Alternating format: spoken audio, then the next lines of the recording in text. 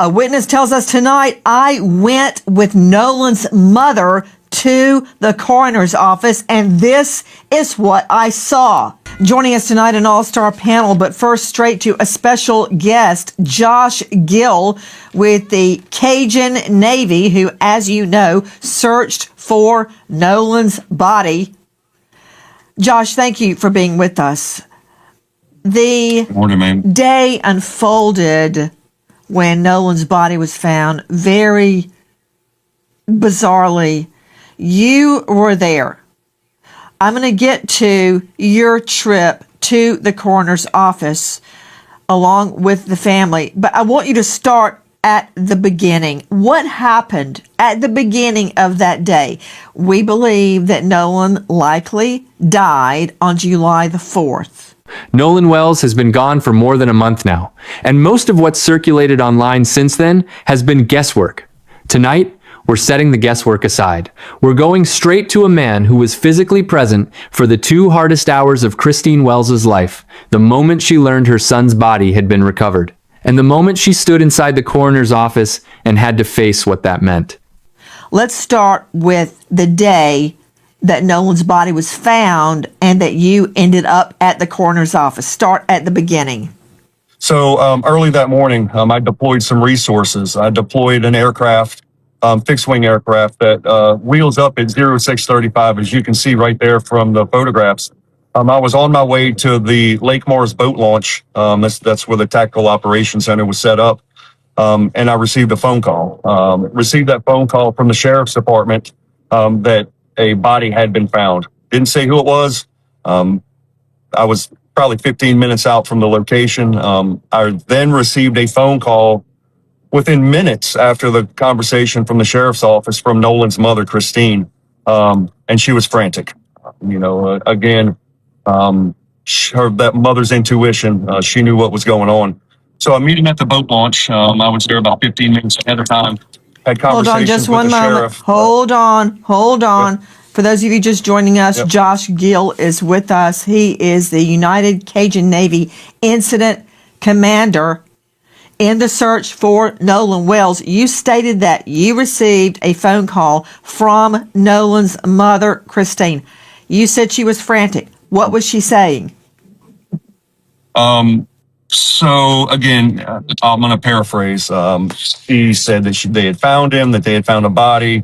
My biggest concern at that exact moment was to make sure that she was safe, that she had, a safe way to get there, because it was the beginning of what's more than likely to be the worst day of her life. Again, so continuing on. Hold on. Josh, you got me drinking from the fire hydrant here.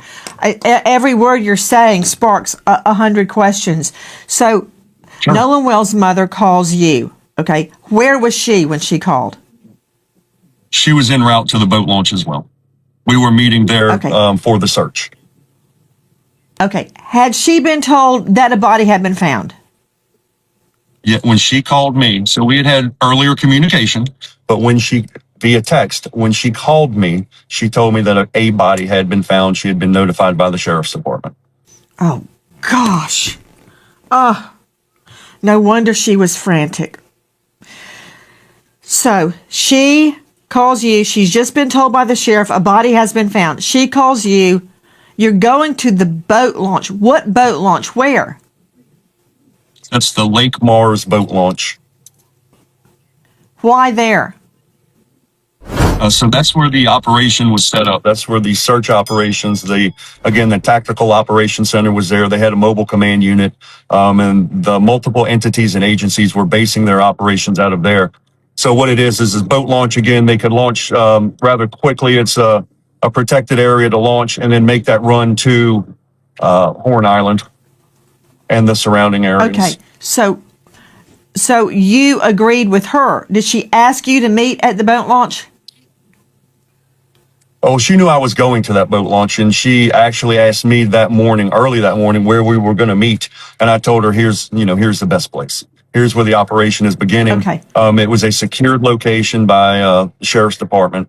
So, that's where they were running their operation on. And that's a common practice. Question, do you know why Nolan's mother wanted you to go with her to Horn Island? So we had communication. She called me, literally called me. We had a voice conversation that Sunday morning, about 7 o'clock, 7:30. She had called and asked for some assistance. After that phone call, I asked to memorialize all of our conversations so I could go back and look at information. And that's not uncommon What kind for of families to assistance call did us she and ask need? us, find my son. There it is. So she asked you to help find her son, that assistance. Okay, got it. Okay, go ahead. Yes. Yeah, so she asked for that assistance, find my son, find Nolan.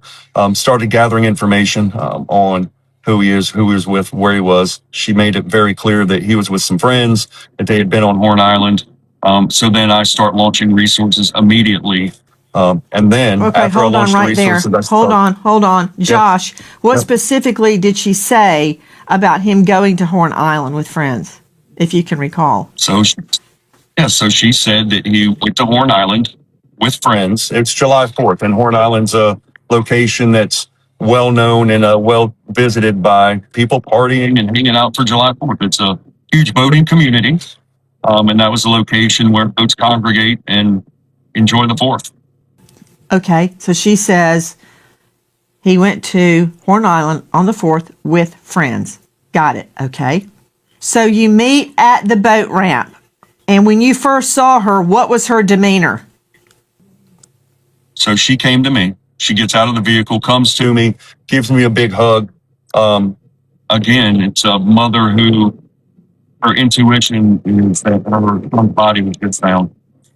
So obviously sad. According to what we learned, the moment she gets out of the vehicle, she runs straight to you and is hyperventilating. Absolutely. She came straight to What me. happened? 20 people. She gives me a big hug and starts crying. And look, I'm a softie. I started crying with her. We literally sat in the parking lot on the ground in the gravel for probably 15 minutes. And we had some pretty deep discussions. She cried.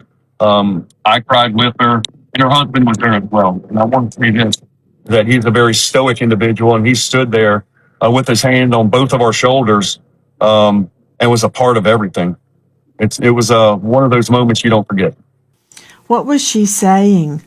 What was she saying? I mean, in a moment like that, how do you console a mother, Josh, that has been told by this disembodied voice on the phone, we found a body? I mean, what was she saying? Did she not want to believe it was Nolan? Did she believe it was Nolan? At this point, she had not ID'd a body yet. Nobody had identified that this was Nolan. Was she holding out hope? What was going on? She knew. Again, mother's intuition is strong. It's very strong. In her heart, she knew. As far as what she was saying, why is always the question, She asked God, why? And the rest of the conversations were just, memories real quick. And I'm assuming everything was just flashing in front of her eyes because, again, it's the beginning of the hardest time of her life. Losing her son. I was there just to console her and to help anyone I possibly could. What was the dad saying, if anything?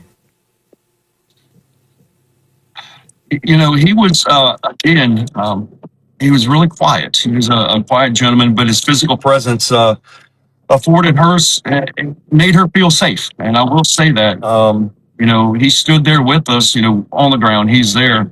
And his presence said a lot, and it meant a lot to his wife, to Miss Christine. And again, it's a tough time for him as well.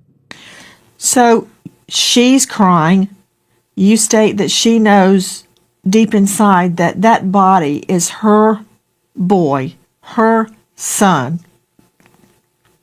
You start crying. Did you remain standing in the parking lot, or did you sit down? No, ma'am. Like I said, when she first came to me, she gave me a big hug, and I wrapped my arms around her, and we sat down. We sat very quickly. We remained seating for quite some time to have that discussion, say a prayer. I did pray with her right there. Yes, ma'am. On the ground, in the gravel. Y'all were sitting right on the... Yeah. And you said she was hyperventilating. You sit on the ground. I believe I heard you say that you started praying. Always. Yes, ma'am. Let me remind ladies and gentlemen, if you believe Nolan Wells deserves real answers, not just headlines, this next part matters. Every like and every subscribe tells us his story is still worth telling, and tells his family they haven't been forgotten. So please, take a moment to hit that subscribe button and switch on notifications right now. Stand with us as we walk through exactly what this witness saw. His name is Josh Gil. He served as incident commander for the United Cajun Navy, the volunteer rescue group that spent days on the water searching for Nolan around Horn Island.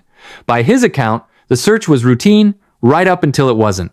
He'd already sent a fixed-wing plane into the air before sunrise and was en route to the command post at the boat launch when his phone lit up with a call from the sheriff's department. Someone had found a body. Nobody on that call gave him a name. He says the second call came almost immediately after, and this one was from Christine herself. She'd already been contacted separately by deputies and told the same thing, that a body had turned up. Gil describes her voice in that call as barely holding together. His focus, he says, shifted instantly to one thing: getting her to the boat launch safely, because he suspected she was about to walk into the worst day of her life. When she pulled up and stepped out of the car, Gil says she came directly toward him and pulled him into an embrace. What followed, in his telling, wasn't a brief moment of comfort. The two of them ended up lowering themselves onto the pavement of the parking lot and staying there together for roughly a quarter of an hour. He admits he broke down alongside her. Nolan's father, Elmore, stood close by the entire time, a hand resting on each of them, saying almost nothing but never stepping away. Gil says he led a prayer right there on the ground, not asking for a particular outcome, just for strength, for clarity, and for whatever truth was coming. According to Gil, Christine wasn't in denial during any of this. He doesn't recall her pushing back or insisting the search continue. In his words, some part of her had already accepted it before anyone confirmed anything.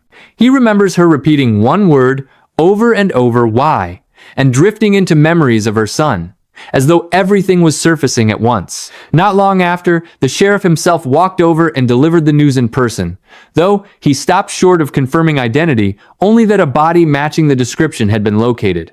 Gil praises how the department handled that moment, calling their approach genuinely compassionate rather than procedural. When it came to Christine's reaction to hearing it face-to-face, Gil describes tears and visible shock, but again, not resistance. He points to her professional background as a nurse practitioner as a possible reason she seemed to grasp almost immediately what was being told to her. From there, Christine asked Gil to ride along with the family to the coroner's office, something he calls one of the more meaningful requests he's ever received. He describes the space itself as unexpectedly ordinary, closer to a conference room than the clinical setting most people picture. The coroner entered within moments of the family being seated. Gil recalls him explaining that, based on a preliminary look, he believed the body was Nolan's, though he still wanted a DNA sample from the family to formally confirm it and complete his records.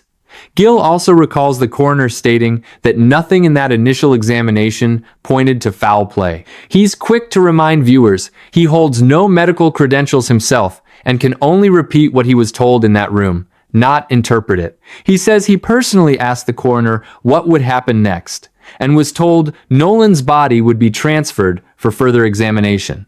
Later, Gil confirms the family was informed that final identification would rest on dental records rather than a visual match.